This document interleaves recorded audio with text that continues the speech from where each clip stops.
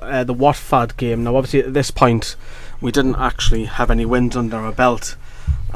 First half, we got absolutely tortured, and I was fearful in the Gallagher, like, saying Watford cut were open so many times with, like, Pereira, Delafau as a success movement, and we couldn't cope, in particular for me, with Yedlin and Lascelles. Now, obviously, we knew afterwards that Lascelles was playing through the pain barrier.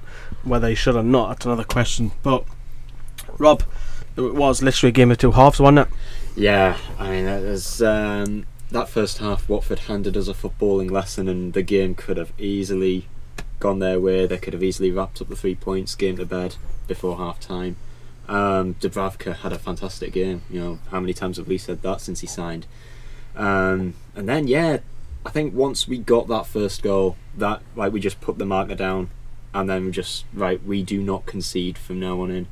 And yeah, we dominated, and we probably should have grabbed a second, but hey, I mean, beggars can't be choosers, can we? You know, a win's a win. We've finally got that first win, and you know, the confidence that would do for the players now, you know, as they went into the training ground first thing Monday morning, like, goodness, like Sunday.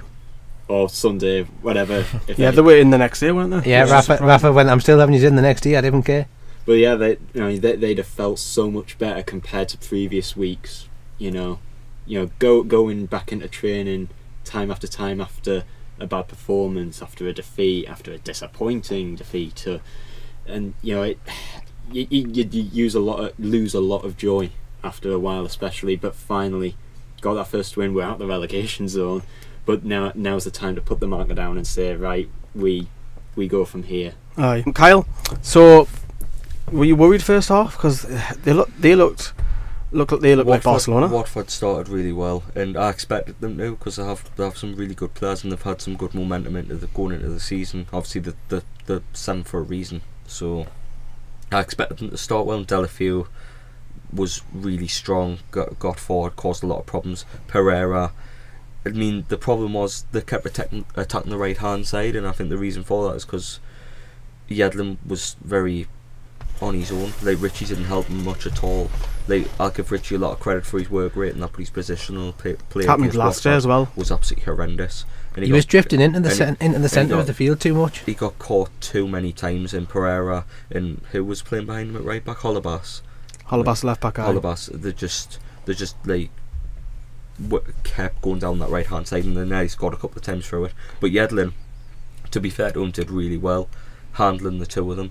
Like, I don't think he had a bad game. He had a fantastic game. I think it was Delafeu who was one-on-one with a keeper, and Yedlin runs back like Marvel win on FIFA 12. You can see why Watford are so high up, because the amount of times that they cut us open, another day that could have been 4 or 5. Yeah, well, it could have been 1 or 2. I don't think there was. Do you not reckon? I reckon it could have been 4 or 5. Like, they had a couple of good chances, but they never, like. I think one of them did Mariappa as well. That was a golden chance as well for that. Johnny, do you think the substitutions which were enforced, ironically, benefited?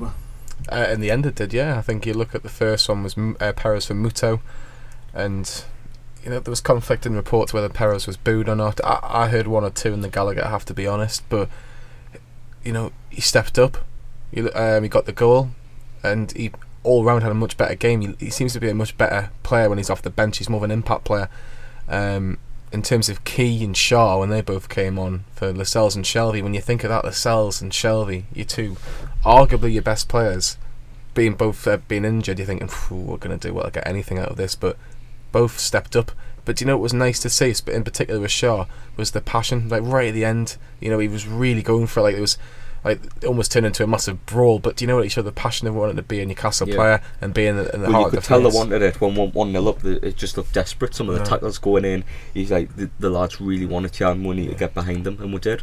And Key was, I think I'm going to put it, I think it was man of the match, and I know he only played about 40 minutes. He was by an absolute street.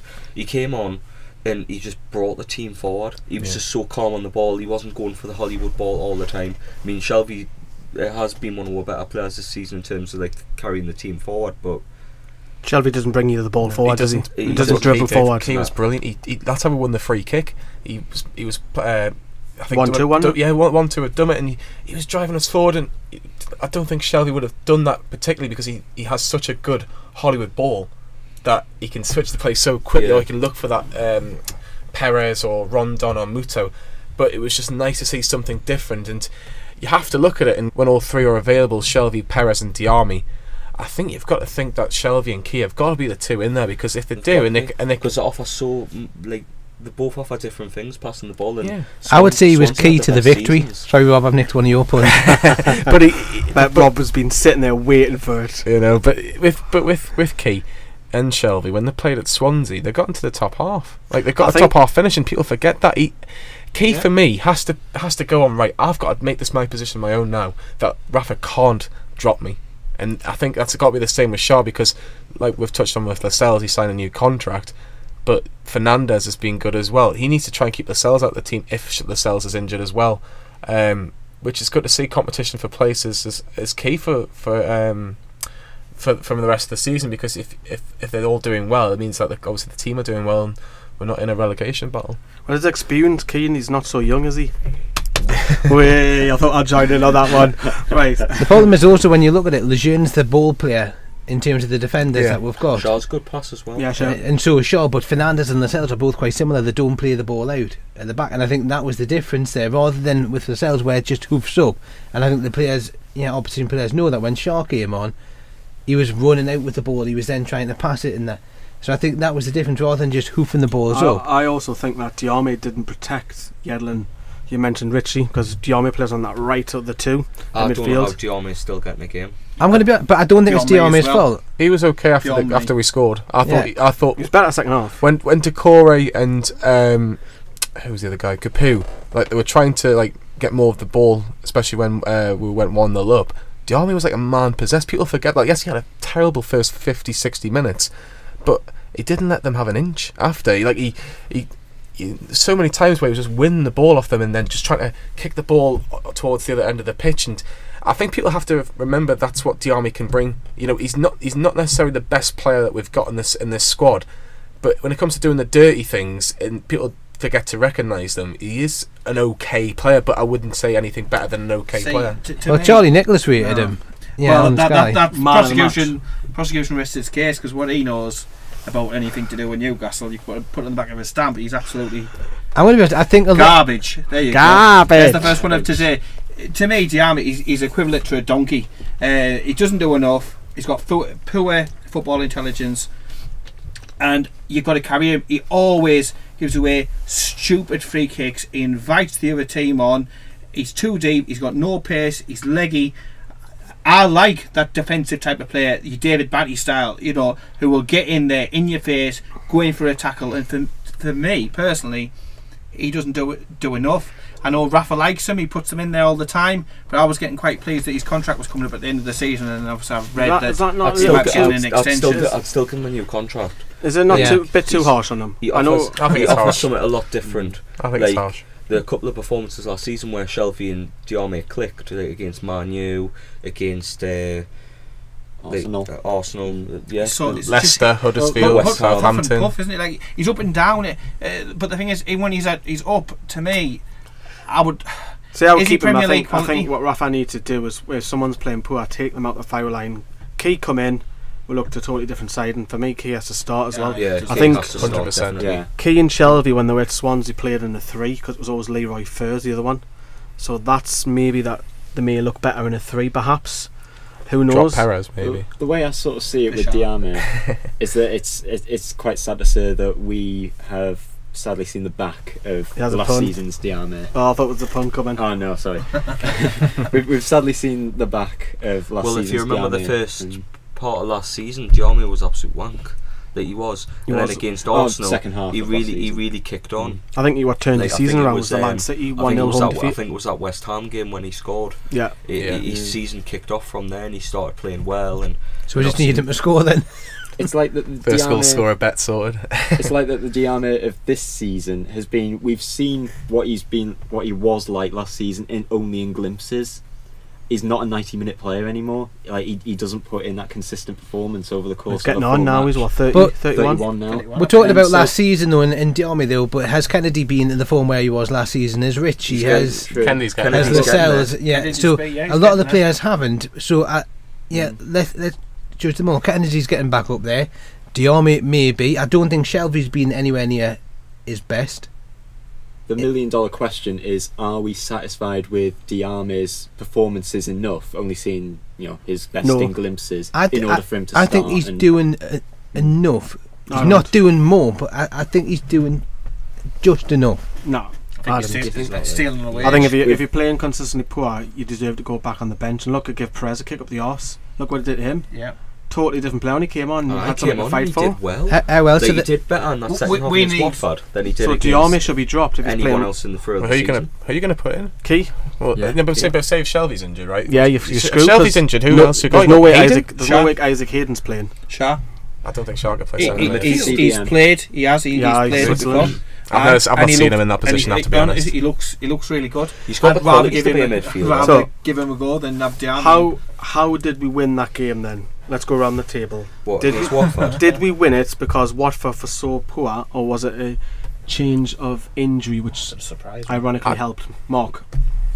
Look, we won that. Look. Okay. What? Yeah, I agree. No. You're saying not look. I'll tell you what. If Delafield had been on form that day, it would have been 3-0 down in the first half. That's not look. That's not look. Well, it is look because we were lucky that he missed the bastard. That's not look. That's not look. That's just their poor finishing. Look is like hitting the post 5 times in a game or. Yeah, we'll look at other games where we've had no luck in and we'll go with Chelsea and Man U. We had that little bit of luck against Watford. Went over the green a bit, yeah. It could have been 3-0 at half time to Watford, but coulda, woulda, shoulda. It wasn't. Well, we had and I loads think of chances. the difference. We could have 4 or 5 in the second half against Watford. The difference to me, apart from it was my missus's first ever game, and she's never watched a team lose before, so that was one thing. Big shout out with Kerry. But the major thing for me, we were just further up the field. We were pressing. We just looked more. We looked a threat. Energised and more of a threat. The other difference, there was a bloody atmosphere. Yeah. The crowd got into it, and I mean, Kerry was saying, she said, God, the atmosphere is really, really good, because I'd been telling her that the atmosphere hadn't been that great recently. She said it's absolutely electric. This this half and stuff. Someone's fell out. Someone's fell out. I think it's paused. It's most haunted. But Derek Akora. Yeah. But whatever it was, I mean, it was just a huge moment. And I will say as well, Key coming on with his free kicks and stuff. But would Rafa brought him on if that wasn't an injury? No. I think he might have done in the second half later on if he felt that he wasn't getting enough out of Diarmi or Shelby, because he's not afraid to drop anybody. But in terms of what actually won us the game, it was the substitutes, but it was hard. It was desire. It was what we wanted to see from the start of the season. The second half, they really wanted that. Fact is, though, if it hadn't been for the injuries, Joselu would have been on. Possibly, but do you know what? We didn't feel sorry for ourselves. We just we got on with it. We've rolled our sleeves up and gone, well, we've lost Lascelles, we've lost Shelby, we've lost Muto to injury. Do you know what? Let's just show that we can actually win a game without these players. And do you know what? You got to give those players that were left at the end of the game a lot of credit, because a lot of people would have backlocked it from there on. They start flying in with the tackles, and everyone's going, yeah, get in, go on, and that G'd everyone up there. Some of the tackles that were going in there were really good, and especially if we look at Kennedy's at the end, that was match saving. Yeah, I don't know where that came from him. That was in the 75th minute, wasn't it? No, it was in the 90s. I thought it was 75th. Oh wait, that was 70 yards. I was in the 70th. Something wasn't last minute. Definitely wasn't. The Kennedy one? Yeah, the Kennedy one wasn't 90 minutes. It was 70 yards. Yeah. No, the Kennedy one in the box was on the 90s. Let us know in the comments who's right there. It was right at the end of the game. I'd put money on it. There's only one way to find out the winner. Let them fight. Something like 77 minutes. But anyway, it's right. It's all look anyway, so in the stadium, like the noise, like at Brighton, I felt so numb watching that second half of football. It was just like you were sitting there and it was just coming on to you, and there was nothing you could do about it. But at Watford, because them challenges were flying in, I was up there, I was jumping up and down, I was heading, I was screaming, I was shouting. Everybody else around us was. There was a totally different feel in that stadium. On the score as well, Richie went nearly as mental as me. So far we have a bit of luck, some substitutions. Kyle, well, how did we win that? Hard, definitely. Like, it's a bit of fight spirit. We just put up the tempo, and I think he was a massive part of that. Perez played really well for once, and like we wanted it more than Watford. Like, Watford had a couple of chances in the first half, but they didn't get a look in the second.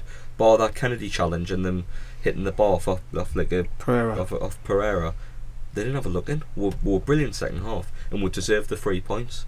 I don't care how bad we were in the first half. We got to half time, we made the changes that were needed. Forced, maybe, but. Rob? Look, but only to a certain extent, on the basis that. Look as well. Yeah, because if you think about it, I think you make your own look if you miss the chances. Well, we've been waiting for that first win for such a long time, so much so that I think we've been waiting for an opposition to play poorly against us. Watford, they didn't play badly at all. Like the Rocket Man.